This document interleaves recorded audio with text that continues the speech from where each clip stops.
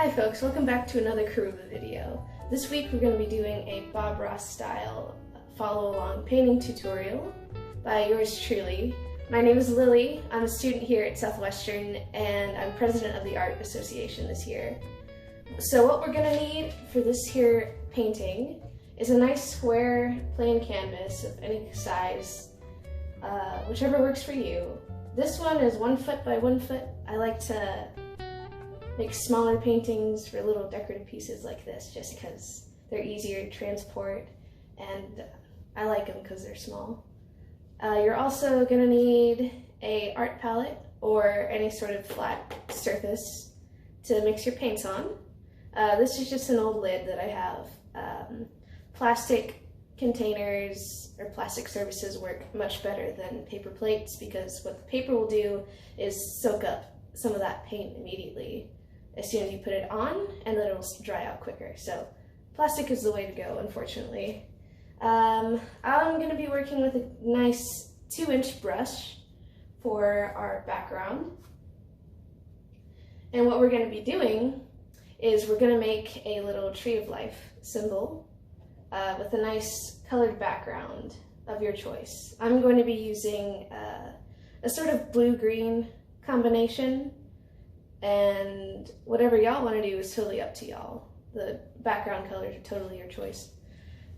In addition to all the stuff that we have here, you're also going to need a nice fluffy brush for blending, or a fan brush if you have one of those. Those also work very well. Anything thick like this to blend those background colors once we put them on. You're going to need a palette knife to mix your paints once we get to that part. And you're going to need some detail brushes of your choice. Detail brushes are any kind of brush that has a pointed edge and are smaller than your 2-inch or 1-inch brushes. We're going to be using these to paint out the tree and the circle around it. Very nice for detail stuff.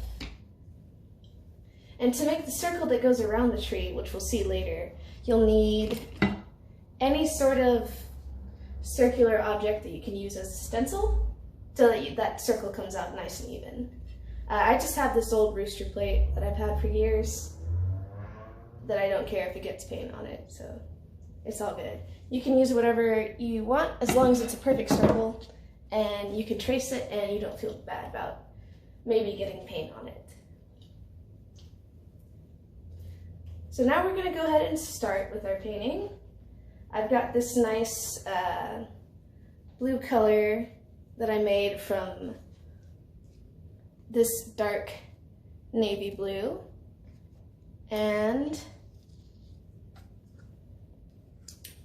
this other paint that I got at just my little department store. And then I also have a nice little green right here, made from this dark, kind of transparent blue-greenish color. And so I added some of this thicker color to just give it more substance. And these are all acrylic paints, by the way. We're going to be working with acrylic today because it dries much easier than oil paints. And they're a lot easier to clean off of stuff, and they don't stain as much as some oil paints do. So what we're going to do is I'm going to get my 2-inch brush. I'm going to dip it into my blue here. Just really sort of just tap it in to get your brush loaded. You don't want a whole lot, or at least me specifically for this size canvas. But if you're working with a bigger canvas, go ahead and add a little bit more than I have here, just so you can cover more area with it. And what I'm going to do is just start at the corner and just start brushing it in. And I'm going to be making a sort of pattern here of color that I'm going to then blend together. But yeah, nothing detailed. We're just sort of covering the canvas at this point, getting our base colors in there, maybe tapping it in a little bit just to make sure that's on. And I'm stroking in diagonals. because that's the way that my paint is going to be blended.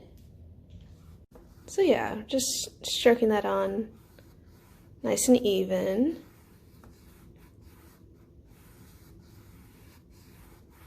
And then I'm going to grab a little bit more of my blue here and move on down towards the end of the canvas and get that blue worked in just farther away from it, because I'm going to be cutting green here and here. So I just want to put that blue down. My brush still has that blue on it.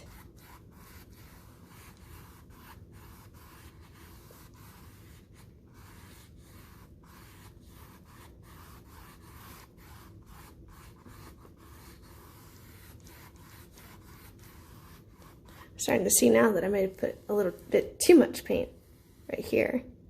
So I'm gonna drag it off and put it right here.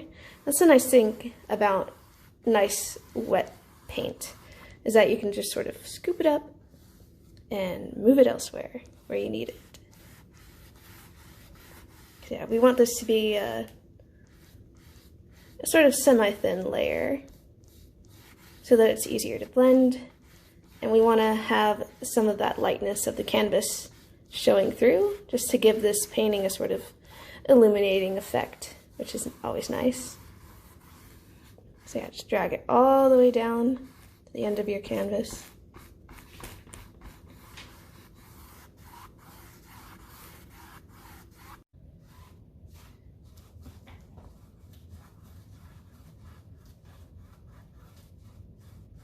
Once you've got your first layer on, you're going to go ahead and wash your 2-inch brush in just a cup of water, because now we're going to be switching to the other color.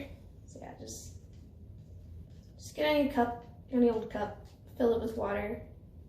It's the nice thing about acrylics too, is that you don't have to use mineral spirits like you have to do with oil paint, because that stuff can stink.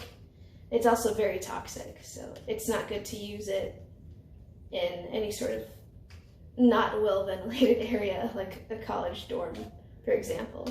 So just good old water will do you good for acrylic paints. So yeah, once you get it clean, you're gonna dry it to a napkin. Get it nice and, you don't need to be completely dry for this, because we're just going to be diving right into our next color. Give it one more wash. Still got a little blue on there. Scrub that out.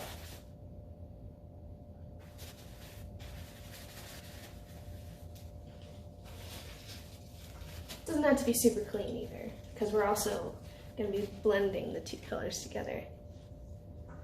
Kind of defeats the purpose to have it 100% clean. We're just going to be mixing the two together anyways. So go ahead and hop back on with your second color. Mine is green.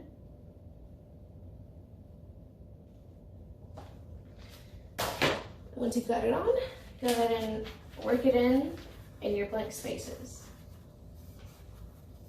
Don't worry about blending it just yet, because that'll come later in a second. Right now we're just filling in that blank space. Just like that. Get it on this corner too. And you're going to want to go right up to the edge of your first color so that we can blend that in here in a second.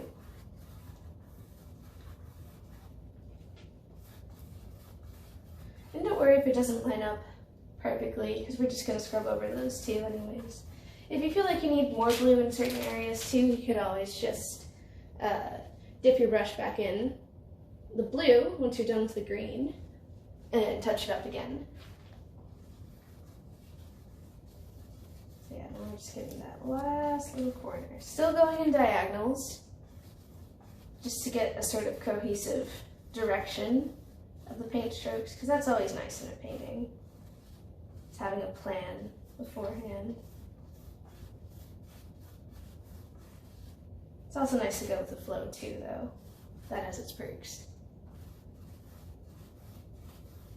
Yeah, we're just lining that up nice and tight with that blue right there.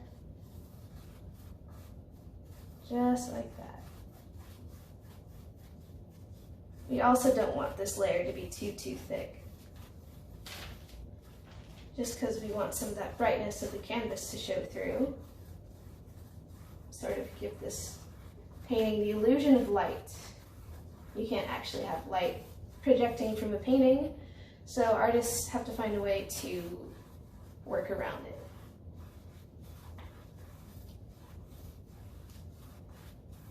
All right, that looks about right. So your layers should look about this thin, to where you can still see some of the brush strokes going on a diagonal like that. If you have a darker color, that won't be as important, just as long as you know that this first initial layer isn't supposed to be too thick. Okay, so I went back in initially with my big fluffy brush, but I realized that that was not the correct route to go for this painting, at least. Because this big fluffy brush soaks up too much paint rather than blending it together. A flat, soft brush or fan brush is a lot better in this scenario, especially with acrylic, because it tends to dry out a little quicker. And so instead, what we're going to do is we're going to use our flat 1-inch brush and blend together. You can see I've already done it here. And so you're going to go and you're going to load your brush with some more of either one of your colors, because we're going to be switching back and forth between loading our brush and applying it back on, just at the edges, because this acrylic paint will dry real quick. So yeah, get that in, and then what you're going to want to do is start brushing the two into each other, just like that. You're going to want to use some force here too. Don't be gentle with it. Just sort of really get in there to get these two blended.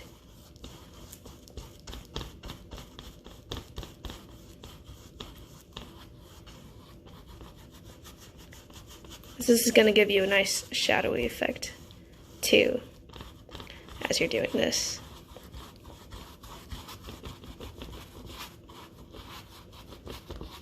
So yeah, just go back and forth just like that.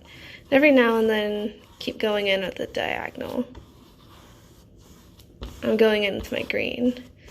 And once I've got enough green on there to my satisfaction, I'm going to go back to my palette and load up my brush with the blue. And then place that on top of that freshly painted green. And we're going to stroke that back up into the green. So it's just a constant blending, going back and forth until we get this nice little color right here.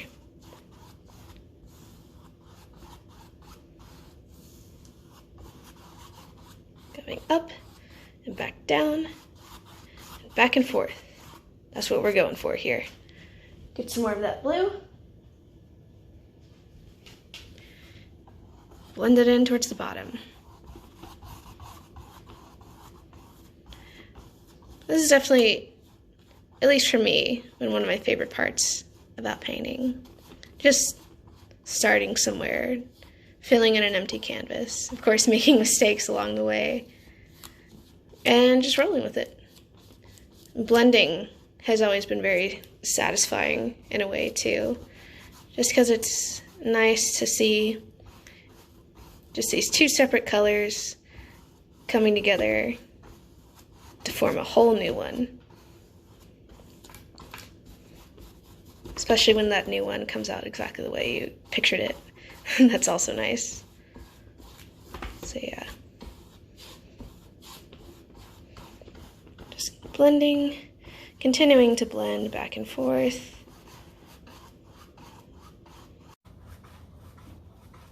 If you got a wobbly canvas like me too, it also helps to hold down your canvas by the top, right here, just so it doesn't shake around as much like it was before. Unfortunately, I do not have the best easel in the world. It's very old, very wobbly. I'm just gonna get some more of my green. Place it right along this edge here.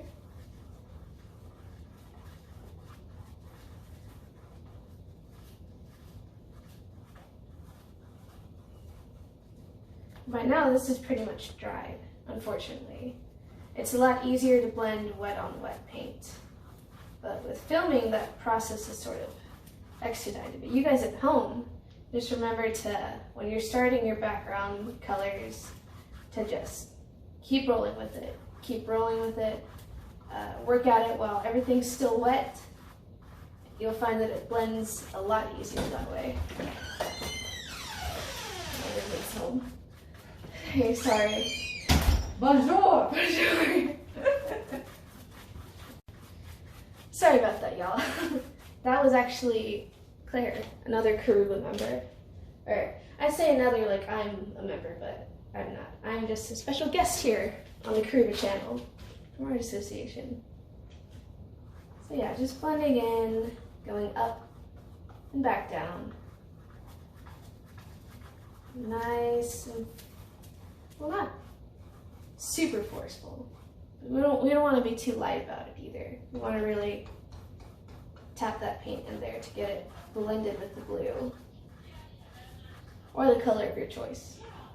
Because like I said before, you guys have total liberty over what colors you want in the backdrop of your little tree of life. And you can find any sort of like generic acrylic paint at like your local department store, Walmart. I got some of these at Michael's for pretty cheap. Michael's is a good source for art supplies like this. And then I'm just gonna get some more of my blue and blend it in at the top and keep going down.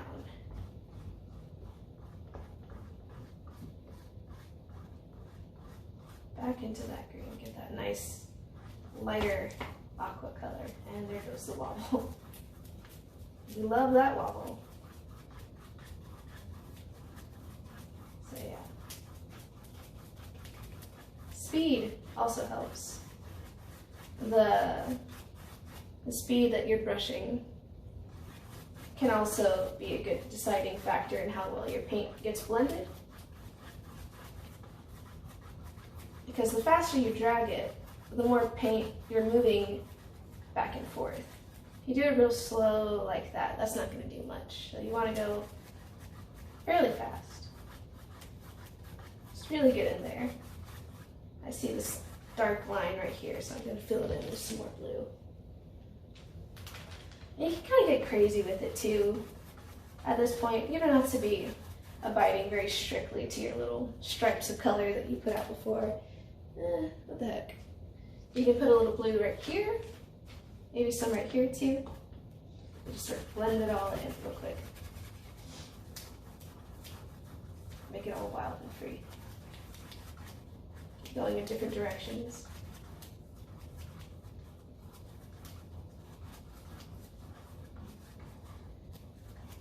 Just to give this blending of colors a cloudy, smoky effect.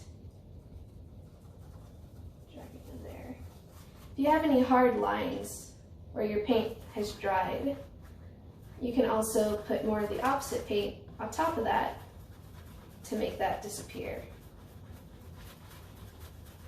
Going in circular motions. And this brush is really nice for it too, because it has a little length to it.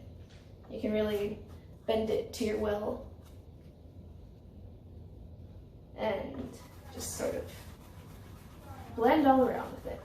It's nice. really get that paint in there.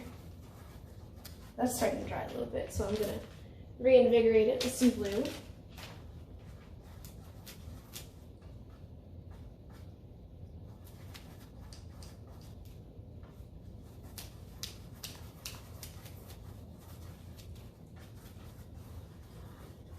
And while that's still wet, I'm going to go back in with some more green.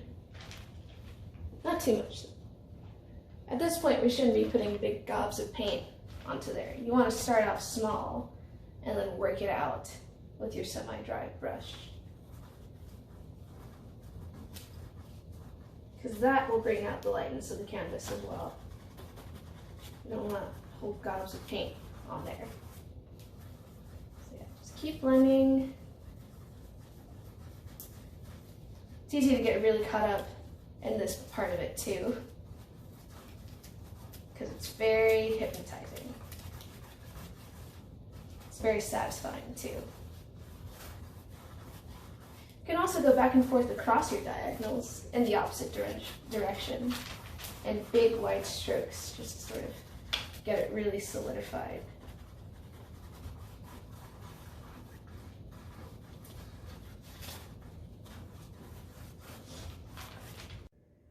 Alright, so it's about at that point that we're going to stop blending.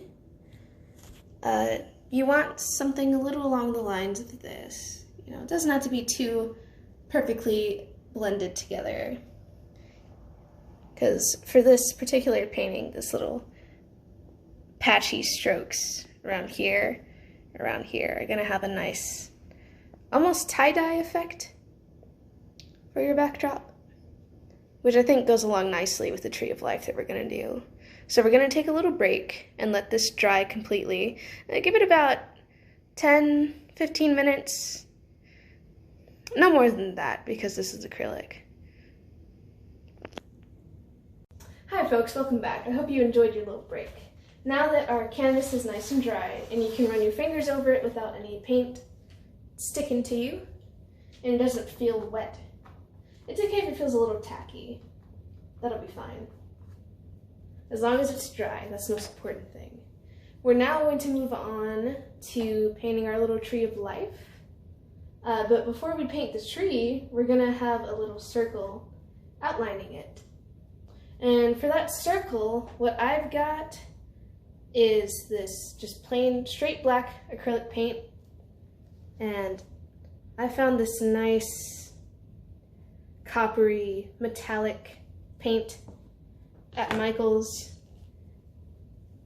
This is the brand. It's called Master's Touch acrylic paint. Looks like that. I believe you can also find these at Hobby Lobby or Walmart, or just online too.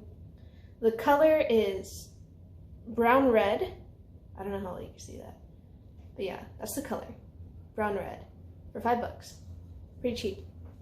And it's a very nice, very attractive color. Dare I say sexy color. Yeah, we can go with that. That's a sexy color. It's a good color. And we're gonna make a darker version of that color, just to make it nice and deep and rich for our little circle. And this is also gonna be the color of our tree as well. So it wouldn't hurt to make quite a bit of this color, because we're going to be using it quite a bit. So you get out your paints, you got your palette knife ready to go, and then use the black in waves to test out the waters, because the black can be very overpowering. It can darken color really quick, and by a lot, because it's black. So you always, if you want more of your initial color to show through, use more of that color than the black. So once you've got it on,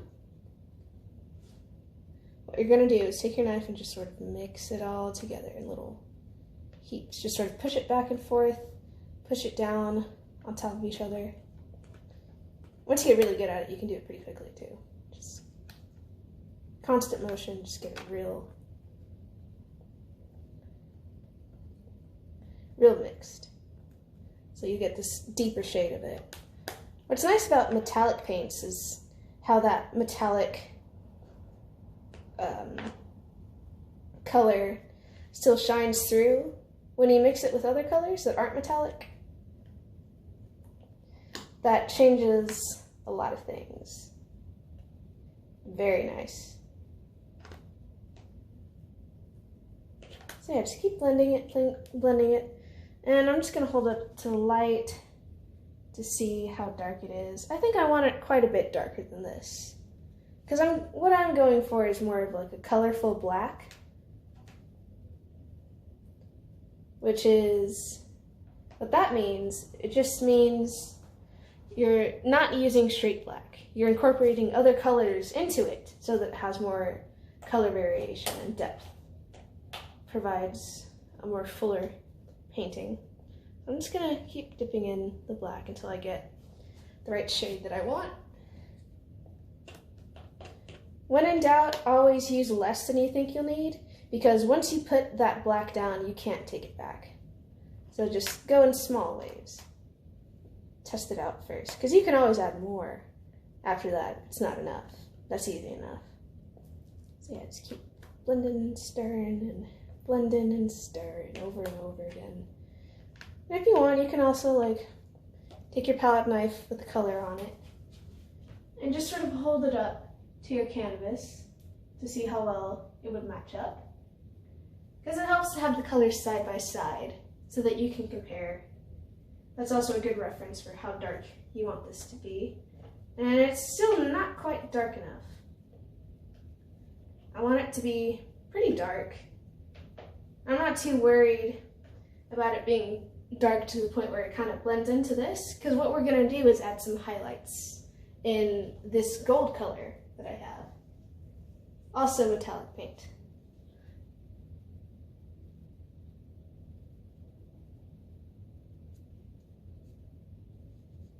This I got at Walmart. That's the color sticker for it.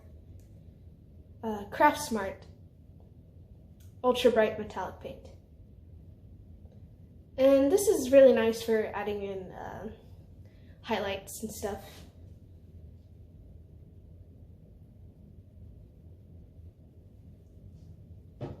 Just giving it that little shine. It's always nice to see.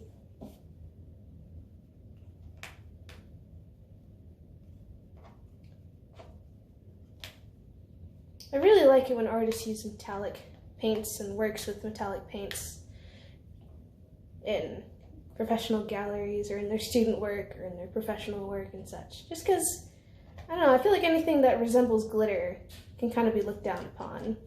There's this whole dilemma of craft versus art. Which one's which? Who's to say? Who knows? But I just think that it's nice whenever a piece has that glimmer to it. A shine that catches your eye from across the room. I always really admire that about people's works. Alright, so once you've got your color nice and mixed the way you want, you're gonna take your canvas and plop it on the ground with some paper to put underneath it. Also, I have the lovely Claire filming for me right now. Thank you, Claire. Hello. She did the pumpkin spice video, so be sure to check that one out too. First, a yummy treat. So you're gonna just place your canvas down on the ground because it's gonna be a lot easier to put your stencil on top of it rather than trying to hold it up even while it's like up on the easel. Because you wanna get that nice, good, even circle. So Claire, if you wanna like scoot it a little closer so our fine guests can see up close the happenings. Do you want me to get closer? No, that should be good. Okay. So you're just gonna place your stencil on top. Nice and even, and just sort of shift it around just to make sure you have it right in the center. That looks good. So now, once you got that placed, and again, just to clarify, I don't particularly am too worried if paint gets on this plate, because one, I can just wash it right after, and two, meh. It's mine and I've had it for forever. We have like 10 more plates, yeah. So this is fine. I don't think we ever use this one anyway. Yeah, this one's like always at the very bottom of the stack because it's the biggest. So I grabbed this one. So yeah, you're just gonna load your, oh, FYI, for this, we're using one of your pointed detail brushes, preferably a pretty big one, because this is gonna be the outline for our little tree of life. So once you get your paintbrush pretty loaded, you want a good amount of paint on there, just to really distinguish it from the background. You're just gonna, don't bump into your easel. Don't do that for one.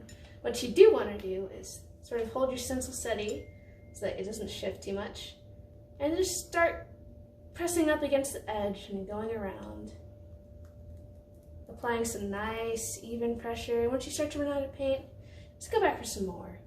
It's all good. Go back for some more and just keep reapplying.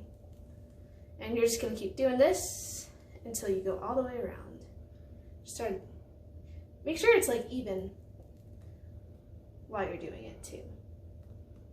Just getting that nice thick line on there. Plenty of paint. Don't skimp out on the paint for this one, because we want this to be nice and bold. So come back around. When you're doing painting in circular motions like this, it always helps to go with the rotation of your wrist. Because if you try to go like that, that feels awkward and you might mess it up. Sort of, when you're doing a curve, just naturally move your hand according to how it rotates. It's like this, rotating this way. Feels a lot easier. Because our hands are built on pivots, which is always fascinating to me. And so are our knees. The patella is the pivot point of the knee. Fun anatomy fact for you there. That has nothing to do with this painting, but there you have it. Patella is the joint of the knee. So yeah, just keep going around. Nothing too fancy. As long as this is nice and even. It's alright if it's like a little jagged too. It doesn't have to be absolutely perfect. Yeah, you could also just jump up anywhere too, because it's all part of the same circle. Just keep going around it.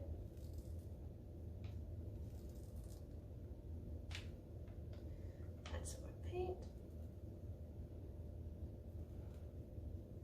And you see how instead of going like this, I'm going like this? That makes for a better curve right there, using that pivot point.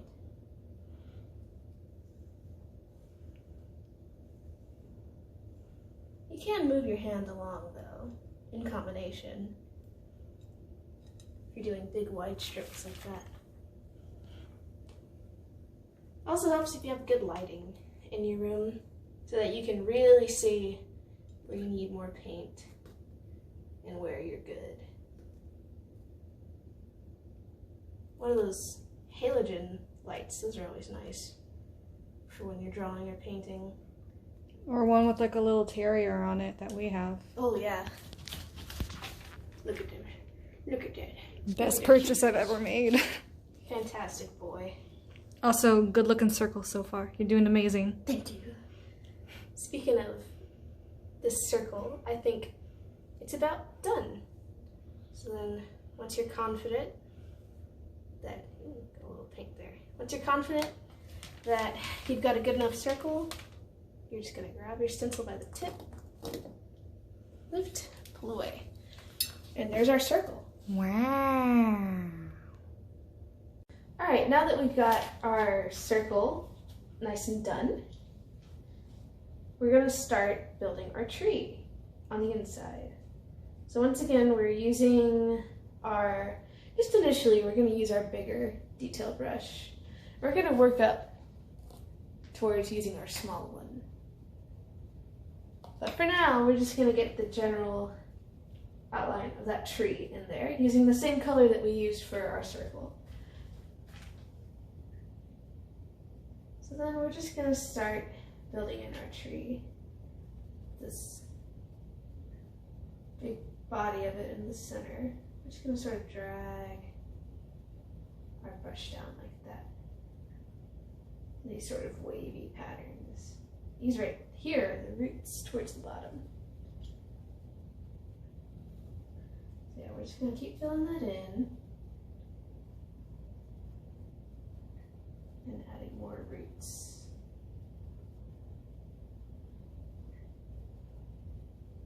We don't want these to be too straight. These roots are real bumpy and swirly almost, very jagged.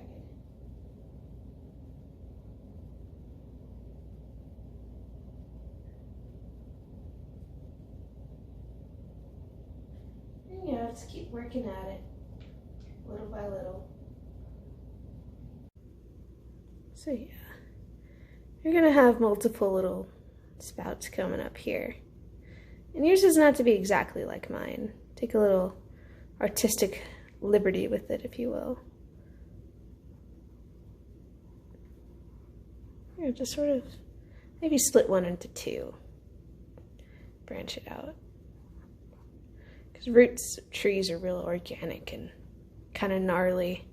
Especially with those big oak trees that are so common here in Texas. I always like seeing those little oak trees. I say little, but really they're quite big. Those were always fun to play on when I was younger.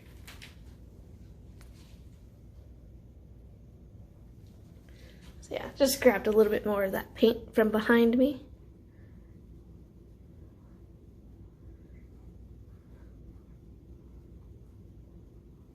Yeah, just keep it real loosey-goosey here. Oh, there.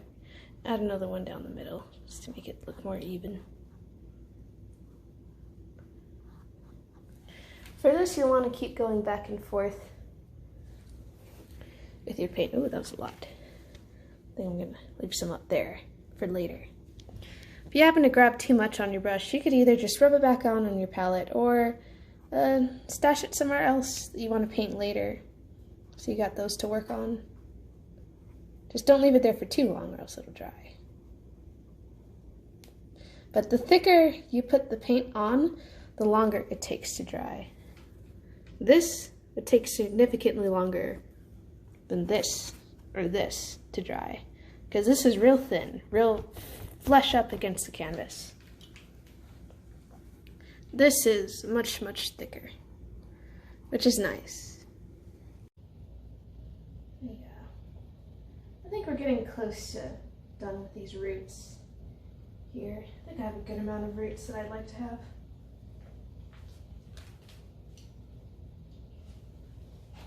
Grab my palette from behind me. And then I'm going to come back in with some of that paint that I accidentally got too much of earlier.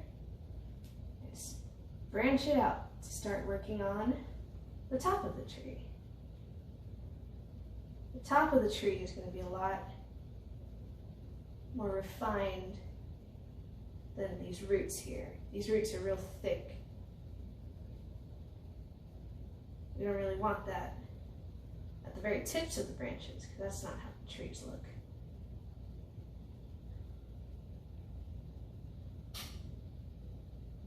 So yeah, just keep going. Take these long strokes. That long organic form of the tops of trees. You can make it a little more jagged too if you want. I'm going a little bit more rounded out with these branches. If you want, you could also do something like real short bursts of movement to get those sharp edges in. I'm going to add one more big branch. Because that's what we're using this bigger detailed brush for, is for the big basic branches and roots. Because we're going to be working out details later. I'm just going to add another here. Oops. Round it out.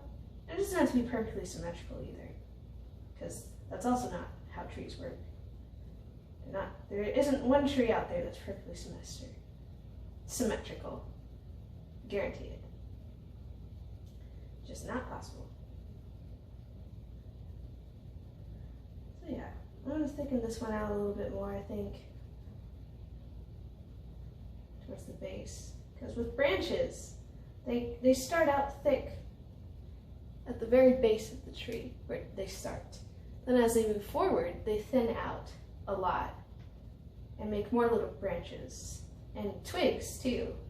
That's where twigs come from. It's just little tiny branches off of trees that have fallen off. But I'm sure you already knew that. So, I'm gonna add another one right here, I think. Yeah. Thicken this one out.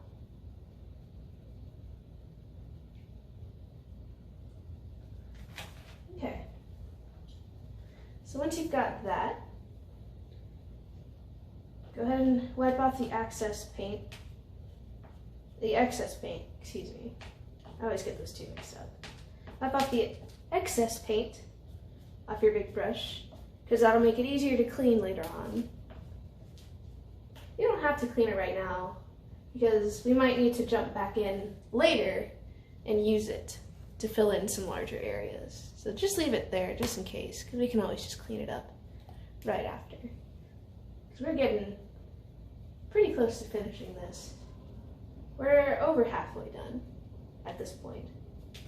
Now we're going to take our smaller detail brush, dip it in our paint. You don't want to have it too much. You want it, because you don't want to load it to the max, because then when you paint it, it'll just be really clumpy and you won't be able to get as much detail in there. Now that you've got your smaller detail brush, you're just gonna keep working on those initial big branches that you were working on before and drag them out to make little finer branches. Be sure to make these, don't make them too straight. Give them a little wiggle at the end. Branches, what they do is they'll split off like this towards the end, smaller and smaller. And I'm gonna reach back, grab some more of my paint. For this part, you're gonna have to be reaching back and forth between getting more paint and painting, even more so than before, because when you're doing detail work, the paint on your brush tends to run out a bit quicker. So it's a lot of going back and forth. Right now I'm holding my phone in my hands filming, so it's a little trickier. But when you've got just your paintbrush in one hand and your palette in the other, get a nice rhythm going, that's always fantastic. We love that. So yeah, just keep going smaller and smaller. And if you have an even smaller brush than this, the tiniest of tiny brushes, you can add in the tiniest of tiniest branches. But I like to keep mine a little thicker. I did have a very fine detail brush for my studio class, but it's long been used up. Those little brushes are a lot more fragile. Just dipping back and forth. Getting more. You kind of want to go into Y shapes with these little branches, because that's how tree branches act when they're bare like this, and you can see them in the winter. They just branch off quite a bit. You can add as many branches, or as little branches as you like. You can have a real skinny tree, you can have a real thick tree. It's all good here, whatever you want to do. You know, I like to add quite a bit of branches. They tend to overlap too. This is where you get your sense of depth of that tree. When you go back in and you mark underneath branches that you've already made, looks like they're overlapping. Because they are. They're overlapping. Get that nice overlap in. Just keep going back and forth, back and forth. One branch after another. Yeah. This part definitely takes the longest of all the processes that we've gone over so far. It's also the most meditative. Nothing more meditative than just drawing branches like this over and over and over again. Because there's no set plan, there's no guide per se. Just have the image of a tree in your mind and work with that. And the smaller you go, the less pressure you apply as well. Because if you apply a lot of pressure like that, you're just going to get a real wide, thick mark, which is nice towards the base. But you want a smaller, even smaller branch than the ones you've seen so far. What you do is load the tip of your brush, load it up, go towards one of the tops of your branches and just sort of flick it. Okay, real light, real light. Just make a good quick line with it.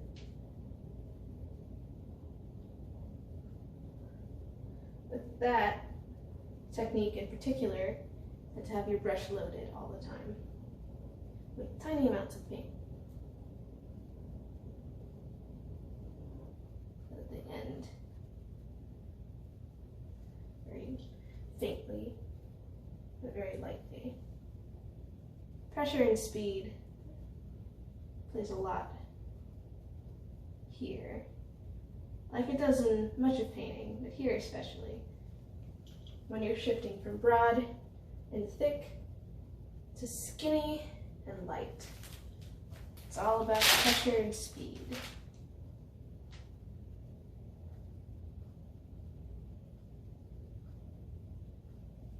And of course, the amount of paint on your brush. That determines the darkness of the mark that you're making. The more paint you have, the darker it is. You're going to sort of drag it up there, and right there too. And like I said, I like having the little thin tips of it. I like having that good thick branches on my trees. Especially silhouettes of them during the winter. I always loved painting this kind of tree in particular. It's very aesthetically pleasing to me. So yes, remember to, don't be afraid to overlap your branches. Again, just because it creates more depth. Just focus on the branch in particular that you're doing at the moment. And then it'll all fall into place.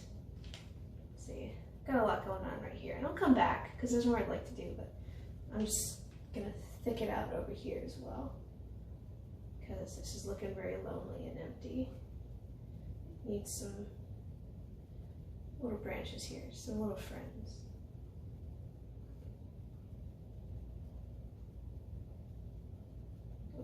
I see now I made that a bit too thick, but that's fine. You can just branch it out. Pun intended, because we're doing branches.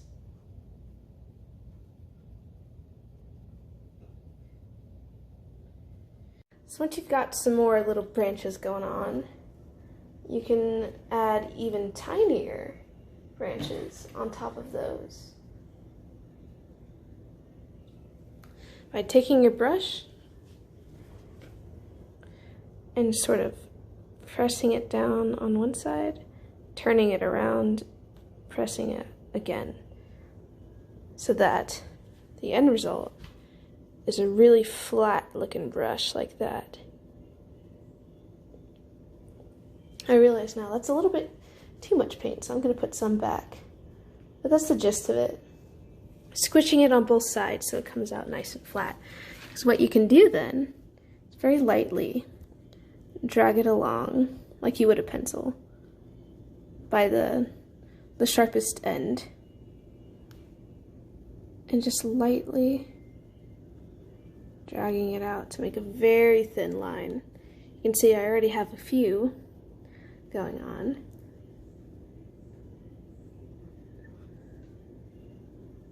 And just doing that over and over again. I get some more on my tip.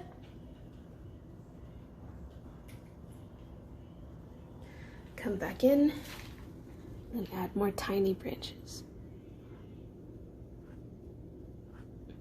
You want to be real light here. Don't want to apply a whole lot of pressure.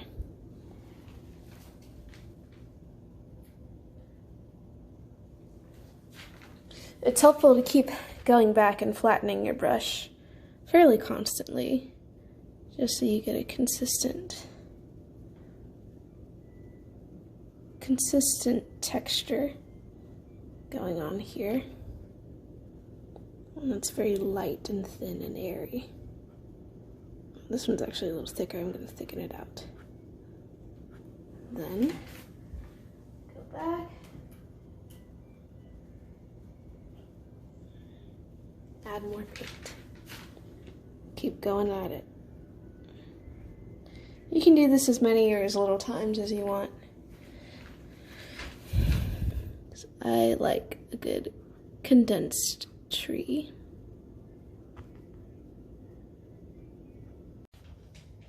So at that point, we're just gonna go ahead and say stop with the branches, because if not, you could just keep going on forever with those, because it's very meditative. And once you're done, you're gonna wanna clean and dry your small detail brush, because that's the last one that we'll be using. Once you've got that all clean and dry, we're going to move on to the final step of this painting, which is adding in golden highlights on the rim of our circle, and maybe on the other side too.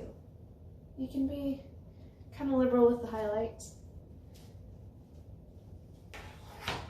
Now, what we're going to be using is this same gold paint that I showed you before. Just cheap metallic multi-surface gold paint. You're going to squeeze it onto your palette.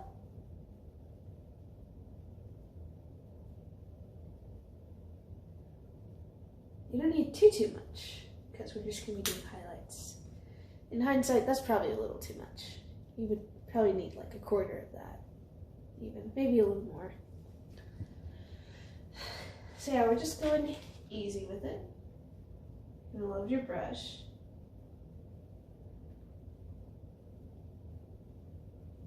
And then what you're gonna do is when you load it,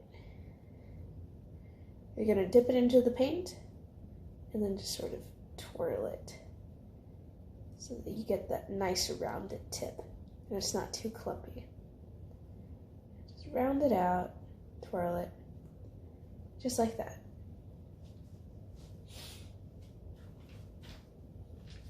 And then you're going to start with your highlight in the top left or right corner. Either one's fine. And you're just going to go right on the edge, right there. So you're just going to place it along the tip here. And again, like we did earlier when we were making this circle, you're just going to follow the rotation of the wrist. Just sort of fade it out like that. And then go in towards the top. I want to even this out here too. Get it nice and smooth.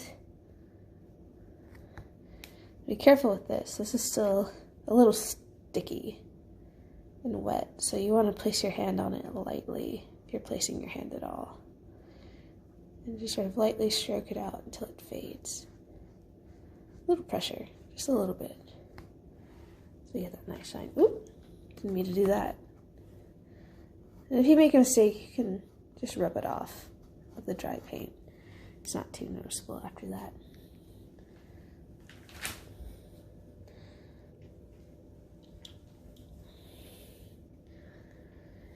I'm gonna get a little bit more my gold paint and start working it in thick where I want my biggest highlight to be. Just keep over and over again so that gold's really prominent.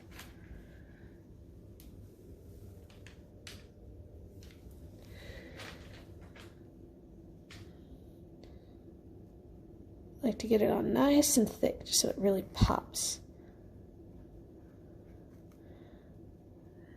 Go along here a little bit more too. Brush it out lightly. Very little pressure there towards the end. Sort of even this out. Make sure that there's no black showing through the very end of it. right along here. Just so it looks real shiny. And I could do with a little more gold. So the more you put on, the shinier it is. At this point, be more effective to dab it on like that. So we get the paint on nice and thick.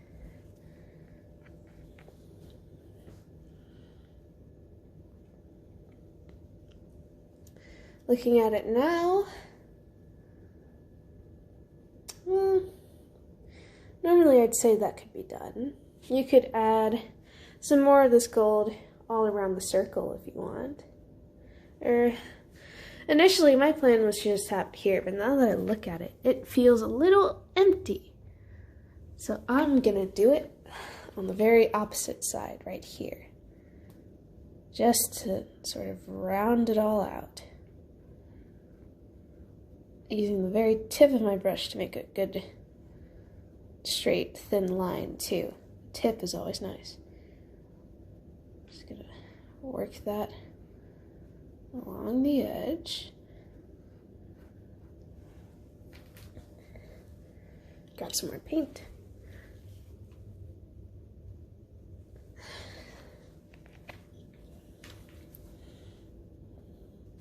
Go down here and work that on.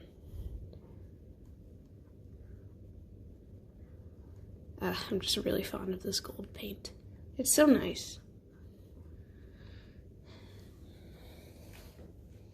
Nice little gold paint. Very luminous too, that's the word for it, luminous. Lightly brush it out again, very little pressure. Just sort of wisp it out until it dissolves into nothing.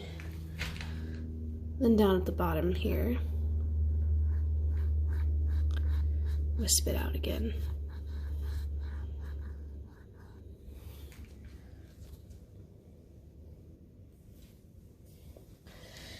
It's looking a little uneven right here, so I'm gonna go back in,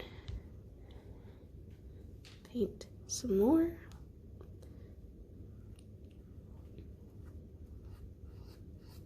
Right where I want it to be brightest. So I think just a little bit more of that gold should do it. I like for it to be nice and symmetrical, so I'm sort of looking back and forth and making a good straight highlight point from there to there, just to make it nice and even. I'm gonna dab it on there a bit.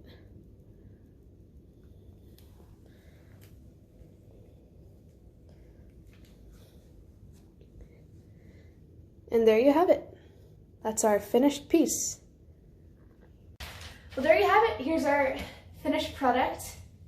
I hope you guys had fun painting tonight. It was good to have you. Be sure to give this video a like and subscribe to Karuba Milk Bar's channel. Claire, you want to tell us a little bit about Karuba? I just hit myself in the face. Yes, I would. So Karuba Milk Bar has some events coming up. We are having our annual Spook Easy.